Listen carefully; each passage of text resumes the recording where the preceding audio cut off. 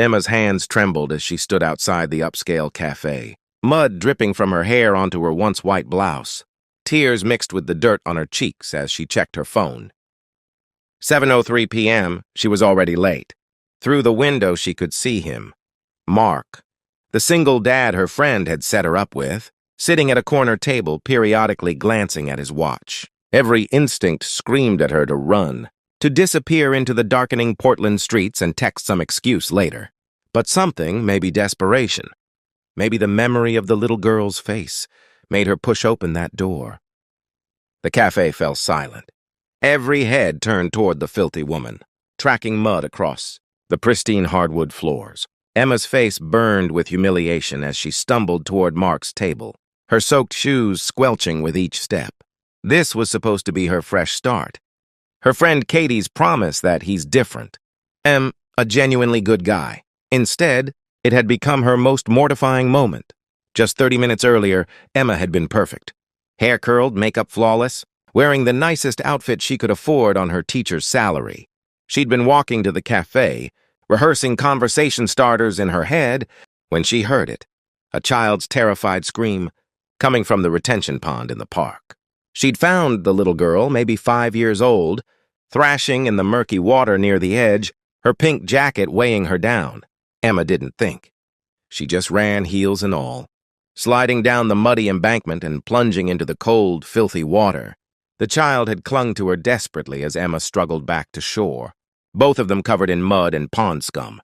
The girl's frantic mother had arrived moments later, having lost sight of her daughter for just seconds. Through grateful tears, she'd called 911 while Emma stood there, shaking, watching paramedics check the child over. The little girl was fine, scared but unharmed.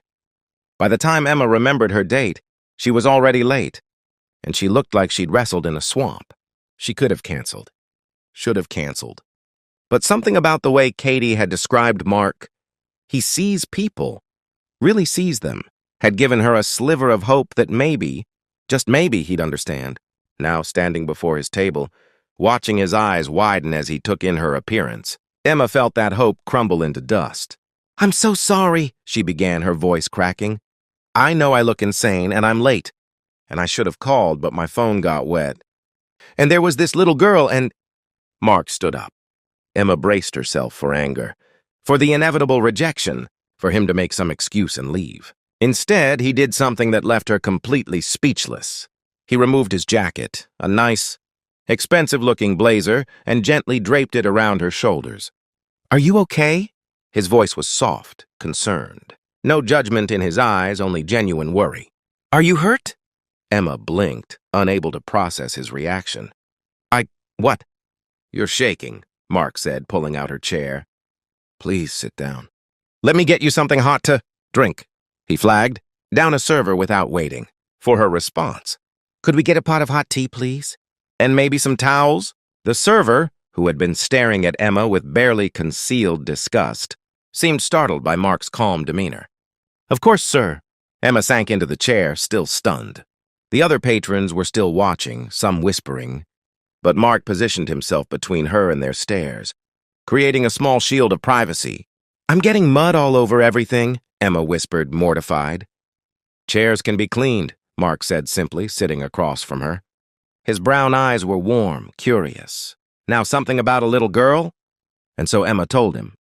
The words tumbled out in a rush, about the scream, the pond, the freezing water, the mother's relief, the paramedics. As she spoke, Mark listened with complete attention, nodding, his expression shifting from concern to understanding to something. That looked almost like admiration. "So that's why I'm—" Emma gestured helplessly at her ruined outfit. "I'm sorry. This has to be the worst first date in history." Mark leaned back in his chair, a smile playing at his lips. "Actually, I think it might be the best." Emma stared at him. "Are you serious?" "Do you know how many first dates I've been on where someone spends 2 hours talking about themselves, checking their phone, or making it clear they're just going through the motions?" Mark shook his head. "You literally saved a child's life on your way here, and you still showed up because you didn't want to stand me up. That tells me more about who you are than 1,000 perfectly pleasant dinners ever could." The server returned with tea and towels, her expression notably softer. Emma wrapped her hands around the warm cup. Feeling sensation returned to her fingers. I have a daughter, Mark said quietly. Lily, she's 6. Her mom passed away 2 years ago. He paused, his eyes distant for a moment. I think about that all the time. What if Lily wandered too close to water? What if she needed help and no one was there? The fact that you didn't hesitate, that you jumped in without thinking about your clothes, or your phone, or your date. His voice grew thick with emotion. That mother got to take her daughter home tonight because of you. Emma felt tears welling up again, but this time they weren't from embarrassment. I just did what anyone would do. No, Mark said firmly. You did what good people do. There's a difference. They talked for 2 hours. The cafe staff, moved by Mark's kindness and Emma's story, didn't rush them despite their late closing time. Mark told her about Lily, about learning to braid hair through YouTube videos and the challenge of raising a daughter alone. Emma shared stories about her 3rd-grade classroom, about the kids who struggled and the small victories that made teaching worthwhile.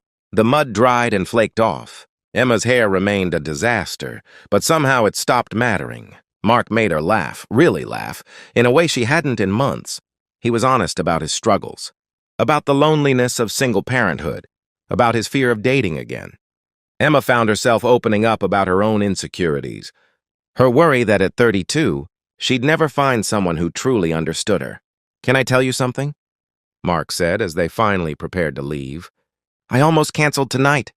I've been on so many disappointing dates and I was tired of trying. But Katie, she insisted you were special. She said you had the biggest heart of anyone she'd ever met. I figured I owed it to her faith in you to show up. Emma smiled. Katie told me you were different. That you see people. Seems like she was right about both of us, Mark said. He insisted on driving her home. Her car was still parked near the pond. As they pulled up to her apartment, Emma turned to him, Mark's jacket still around her shoulders. I should probably return this, she said reluctantly. Keep it for now, Mark replied. It gives me an excuse to see you again. That is, if you'd want to. I'd like that, Emma said softly. Maybe next time I'll manage to stay clean. Mark laughed. Only if you want to. Although fair warning, with a 6-year-old, clean is relative. Lily's favorite hobby is finding mud puddles. They sat there for a moment, neither wanting the evening to end despite its chaotic beginning. Thank you, Emma finally said, for not running away, for being kind, for seeing past. Emma, Mark interrupted gently. There was nothing to see past. I saw exactly who you are. 3 days later, Emma's phone buzzed with a photo. It showed Mark and a beautiful little girl with his same brown eyes, both covered in mud, grinning at the camera. The caption read, Lily wanted to understand why her future favorite teacher showed up to meet. Her dad covered in mud. So we went to investigate. Turns out mud is pretty fun. Dinner at our place Friday? We promise not to judge your outfit, whatever condition it's in. Emma laughed until she cried, then immediately texted back, It's a date. Sometimes the worst moments, she thought, contain the seeds of the best ones. Sometimes showing up messy and imperfect and real is exactly what someone needs to see. And sometimes, just sometimes, the person who matters doesn't care about the mud at all. They only care about the heart underneath it.